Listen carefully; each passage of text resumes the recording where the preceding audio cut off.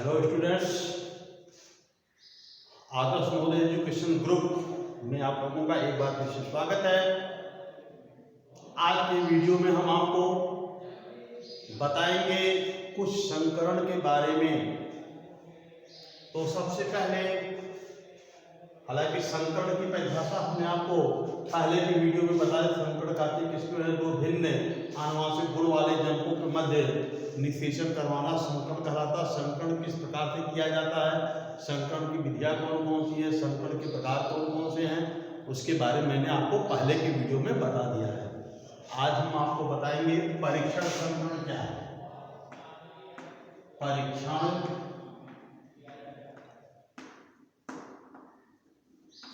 संकरण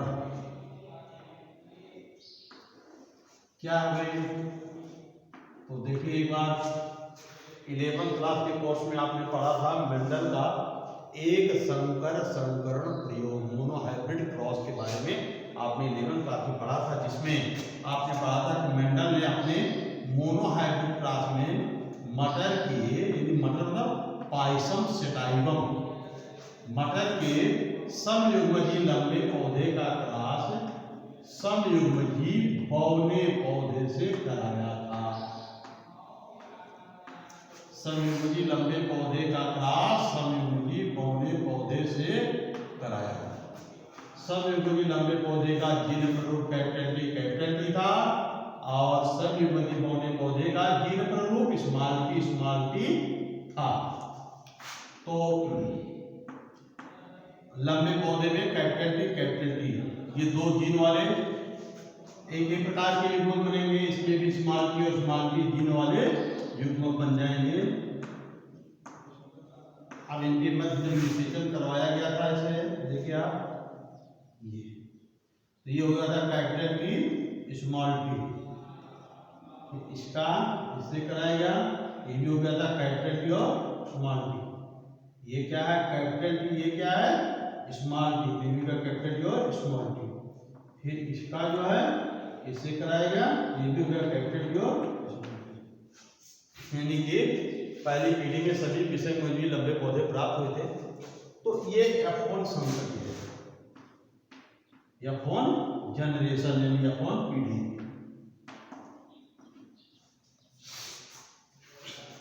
तो अब यहां पर आप देखिए, पहली पीढ़ी में सभी विषम युग्मजीय लंबे पौधे प्राप्त थे, जबकि जनक में एक जनक लंबा था और एक जनक बौना था। लेकिन पहली पीढ़ी में सभी लंबे पौधे प्रकट हुए, बौने पौधे एक भी नहीं बने इसमें। इसका मतलब हो गया यहां पर जो लंबा वाला पौधा था, लंबा यानी कि कैपिटल टी जीन प्ररूप वाला जो पौधा था जनक, ये था प्रभावी, और जो बौना था, बौना जनक जिसका जीन स्मॉल टी था, ये क्या हुआ? अप्रभावी। यानी कि यह अपना लक्षण, इसका लक्षण संततियों में प्रकट हो गया लंबापन, लेकिन इसका बौनापन लक्षण इनकी संततियों में उत्पन्न नहीं हो पाया। अतः ये बौना लक्षण जो है वो अप्रभावी था, हो गया था। अब यहां पर देखिए, परीक्षण संकरण की परिभाषा क्या है? जब F1 पीढ़ी के विषम युग्मजीय संततियों का क्रॉस, संतति माने संतान, F1 माने पहली पीढ़ी, जब F1 पीढ़ी के विषम युग्मजीय संततियों का क्रॉस उनके अप्रभावी जनक से कराया जाए, यानी कि कैपिटल टी और स्मॉल टी का क्रॉस जो है ये स्मॉल टी और स्मॉल टी से कराया जाए। देखिए परिभाषा क्या है? जब पहली पीढ़ी के विषम युग्मजीय संततियों का क्रॉस उनके अप्रभावी जनक से, अप्रभावी तथा समयुग्मजीय जनक से कराया जाए तो इसे कहते हैं परीक्षण संकरण। अप्रभावी जनक कौन सा? बौना। अब इससे कराया जाए तो देखिए कैपिटल टी और स्मॉल टी और स्मॉल टी, ये हो गया। इनका क्रॉस करोगे क्या हो जाएगा, कैपिटल टी और small T, capital T small T, small T और ये स्मॉल टी और स्मॉल टी। अब इसमें देखिए 50% संततियां जो है इसमें सयुग्मजी और 50% संततियां विषमयुग्मजी हुई। यानी कि परीक्षण संकरण में 50% संततियां सयुग्मजी होती हैं और 50% संततियां विषमयुग्मजी। यानी कुल 4 पौधे हुए, 4 में से 2 संततियां संयुग्मजी और 2 संततियां विषमयुग्मजी हो गई। इसका मतलब 50% विषमयुग्मजी और 50% संयुग्मजी। संयुग्मजी विषमयुग्मजी क्या होता है इसके बारे में मैंने पहले वीडियो में बताया था, आज भी मैं आपको बता रहा हूं। संयुग्मजी अगर किसी लक्षण को नियंत्रित करने वाले दोनों जीन समान हो, जैसे ये है, देखिए ये दोनों स्मॉल टी हैं, यानी ये दोनों जीन समान है तो संयुग्मजी हो गया। अगर किसी लक्षण को नियंत्रित करने वाले दोनों जीन समान है तो उसे संयुग्मजी कहेंगे। और अगर जो किसी लक्षण को नियंत्रित करने वाले दोनों जीन असमान हो, जैसे ये है, एक कैपिटल है तो दूसरा स्मॉल है, तो ये असमान है तो इसे कहते हैं विषमयुग्मजी। ठीक है, तो परीक्षण संकरण में 50% संयुग्मजी संततियां प्राप्त होती हैं और 50% विषमयुग्मजी संततियां प्राप्त होती हैं। तो मेरे हिसाब से परीक्षण संकरण की परिभाषा आप समझ गए होंगे, याद ही नहीं हुआ होगा आपको, आप समझ गए होंगे कि जब F1 पीढ़ी के विषमयुग्मजी संततियों का क्रॉस उनके अप्रभावी तथा समयुग्मजी जनक से कराया जाए तो इसे परीक्षण संकरण कहते हैं। परीक्षण संकरण में प्राप्त संततियों में से जो है 50% संयुग्मजी संतति होती है और 50% विषमयुग्मजी संतति होती है। अच्छा, अब देखिए अगला है, ये तो परीक्षण संकरण की बात है। प्रतीप संकरण,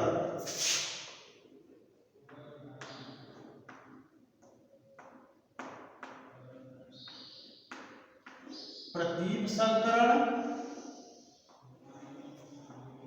या इसको संकर पूर्वज संकरण भी कहते हैं।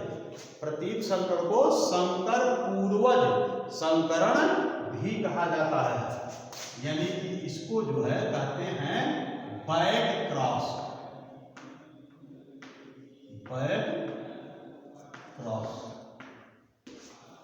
तो प्रतीप संकरण किसे कहते हैं, से यही परिभाषा लगाइए। जब F1 पीढ़ी के विषमयुग्मजी संततियों का क्रॉस उनके किसी भी जनक से करा दिया जाए, यानी परीक्षण संकरण में क्या था, आपके पास प्रतिबंध था कि F1 पीढ़ी के विषमयुग्मजी संततियों का क्रॉस केवल उनके अप्रभावी और संयुग्मजी जनक से कराना है, तब वो परीक्षण संकरण हो गया।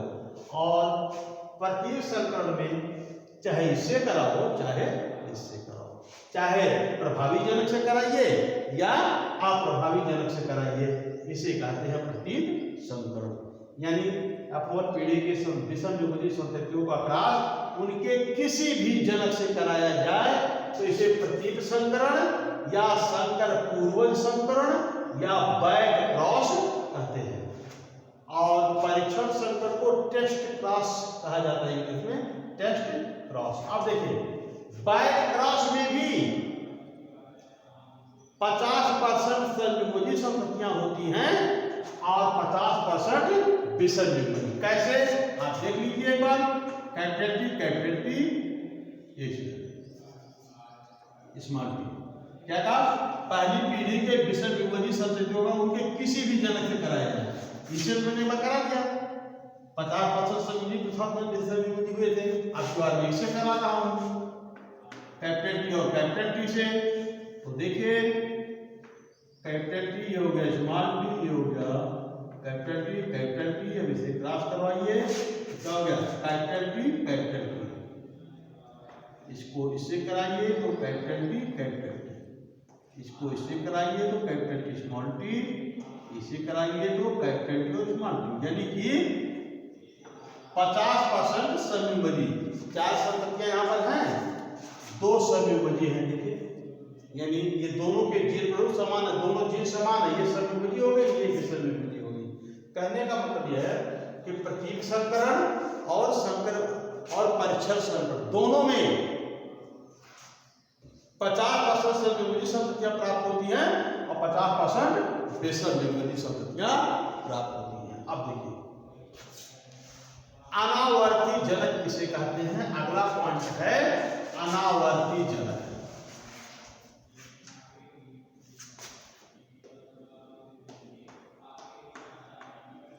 अनावर्ती जनक किसे कहते हैं? प्रतीक संकरण में प्रयोग किए गए जनक को अनावर्ती जनक कहते हैं। प्रतीक संकरण में प्रयोग किए गए जनक को अनावर्ती जनक कहते हैं। प्रयोग किए जनक मतलब क्या भाई? देखिए जैसे अपन पीढ़ी के संतति को क्रॉस चाहे इससे कराओ चाहे इससे कराओ, प्रतीक संकरण में यही होता है कि इसका क्रॉस चाहे इससे कराओ चाहे इससे। तो मान लो हम इसमें इसका क्रॉस हम इससे करा रहे हैं, इसका मतलब हम जो संयुग्मजीय प्रभावी जनक है उससे करवा रहे हैं, तो संयुग्मजीय प्रभावी जनक जो है यहाँ पर वो अनावर्ती जनक कहलाएगा। और अगर जो हम इसका क्रॉस इससे करवा रहे हैं तो अनावर्ती जनक ये हो जाएगा। तो प्रतीक संकरण में प्रयोग किए जाने वाले जनक को अनावर्ती जनक कहा जाता है। चाहे इसका क्रॉस जो इससे करा रहे अनावर्ती जनक ये है, और इससे करा रहे हैं तो अनावर्ती जनक ये है।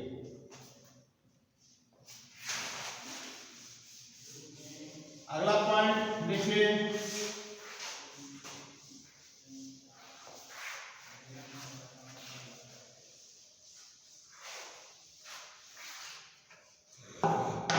उत्परिवर्तन।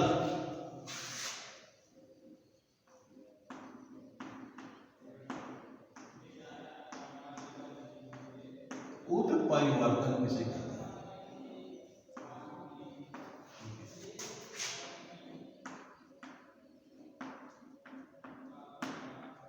सजीवों में होने वाला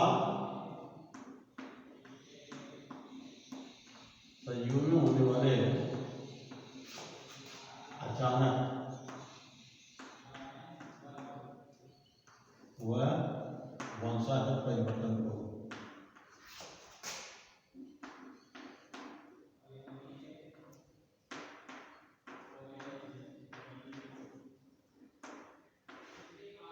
सजीवों में होने वाले अचानक व वंशागत परिवर्तन को म्यूटेशन कहते हैं,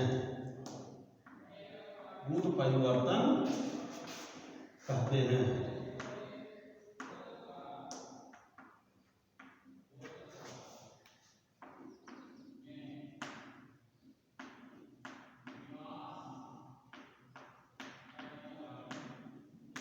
म्यूटेशन परिवर्तन करते हैं। देखिए आप यहां पर दो शब्द हैं अचानक और वंशागत। ये दोनों शब्दों का होना अनिवार्य है। अगर ये दो शब्दों में से एक भी आपने छोड़ दिया तो आपका परिभाषा गलत जाएगा। मान लो आपने कहा सजीव में होने वाले अचानक परिवर्तन को उत्परिवर्तन कहते हैं तो आपका गलत जाएगा। सजीव में होने वाले वंशागत परिवर्तन को तब भी आपका गलत जाएगा। दोनों शब्द होना जरूरी है, अचानक और वंशागत, यानी एकाएक परिवर्तन जो हो रहा है उसे उत्परिवर्तन कहा जाएगा। वंशागत का मतलब क्या होता है? वह परिवर्तन जो एक पीढ़ी से दूसरी पीढ़ी में ट्रांसफर हो सके, स्थानांतरित हो सके, उसे कहते हैं वंशागत। यानी एक पीढ़ी से दूसरी पीढ़ी में जाने वाले लक्षणों को वंशागत लक्षण कहते हैं। तो सजीवों में होने वाले अचानक तथा वंशागत परिवर्तन को उत्परिवर्तन कहते हैं। इस दोनों को छोड़ना नहीं है, कहीं छोड़ दिया तो गलत जाएगा आपका। उत्परिवर्तन की खोज जो है ह्यूगो डी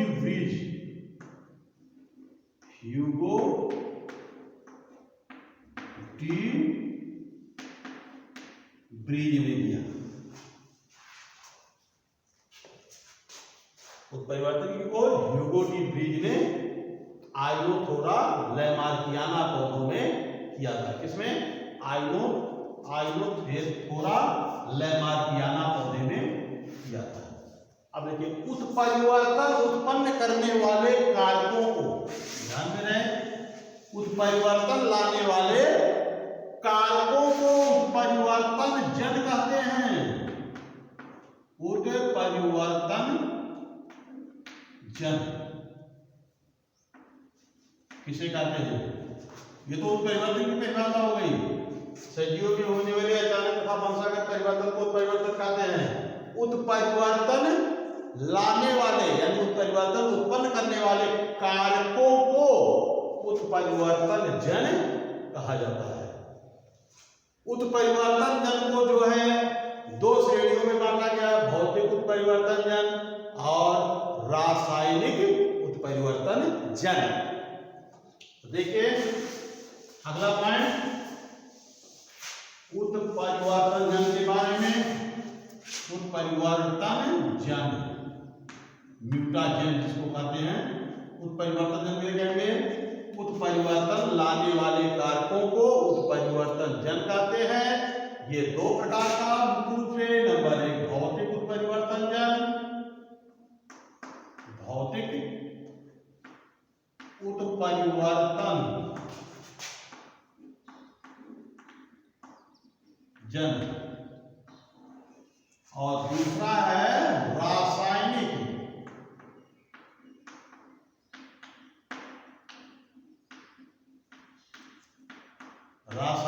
उत्परिवर्तन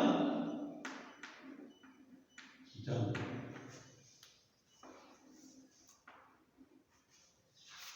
भौतिक उत्परिवर्तन जन में जैसे आपका गामा किरणें हैं, पराबैंगनी किरणें हैं, ये आपके भौतिक उत्परिवर्तन जन हैं। यानी एक्स किरणें,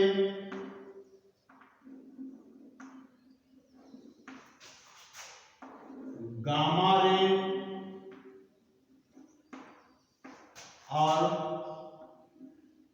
यूवी पराबैंगनी किरण, ये जो है आपके भौतिक उत्परिवर्तन जन होते हैं। दूसरा है रासायनिक, यानी उत्परिवर्तन लाने वाले रासायनिक कारकों को रासायनिक उत्परिवर्तन जन कहते हैं। उत्परिवर्तन उत्पन्न करने वाले रासायनिक कारकों को रासायनिक उत्परिवर्तन जन कहते हैं। जैसे मस्टर्ड गैस,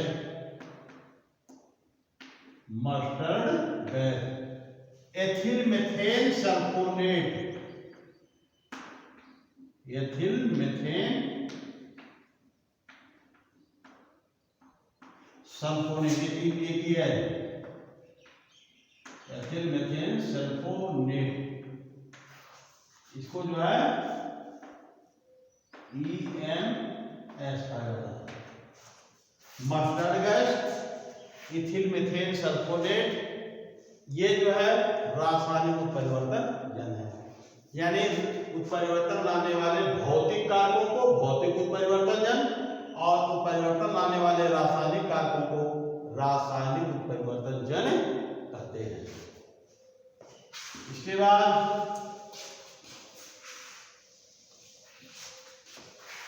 उत्परिवर्तन के प्रकार।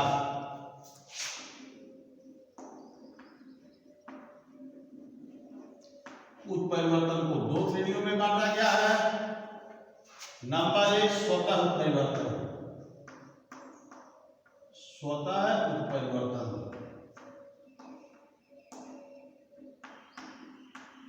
स्वतः उत्परिवर्तन किसे कहेंगे भाई? वह उत्परिवर्तन जो बिना किसी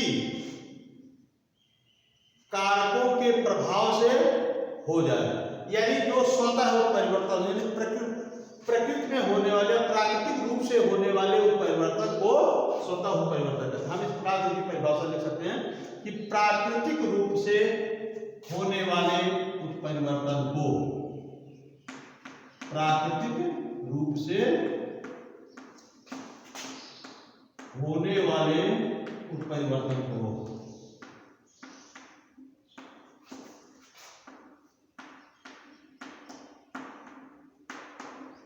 प्राकृतिक रूप से होने वाले उत्परिवर्तन को स्वतः उत्परिवर्तन कहते हैं।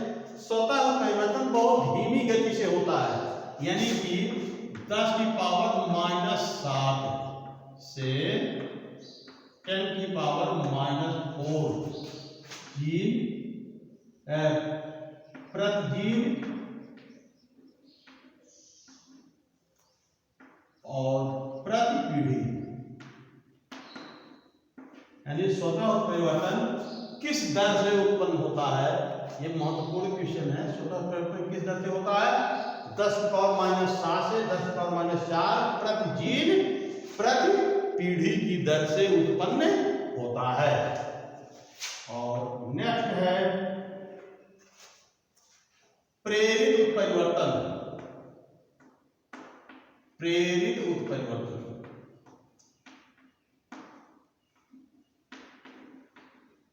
अब प्रेरित उत्परिवर्तन किसे कहेंगे भाई? देखिए, भौतिक व रासायनिक कारकों के प्रयोग से जानबूझकर कराया गया उत्परिवर्तन। भौतिक व रासायनिक कारकों के प्रयोग से जानबूझकर कराया गया उत्परिवर्तन जो है प्रेरित उत्परिवर्तन कहलाता है। भौतिक स्वतः उत्परिवर्तन और प्रेरित उत्परिवर्तन में अंतर क्या है? स्वतः उत्परिवर्तन धीमी गति से होता है और प्रेरित उत्परिवर्तन जो है यह तीव्र गति से होता है। तो ये हो गया उत्परिवर्तन जन के प्रकार, उत्परिवर्तन के प्रकार। तो आज के वीडियो में सिर्फ इतना है। इससे आगे का हम अगले वीडियो में आप लोगों को बताएंगे। तब तक के लिए धन्यवाद।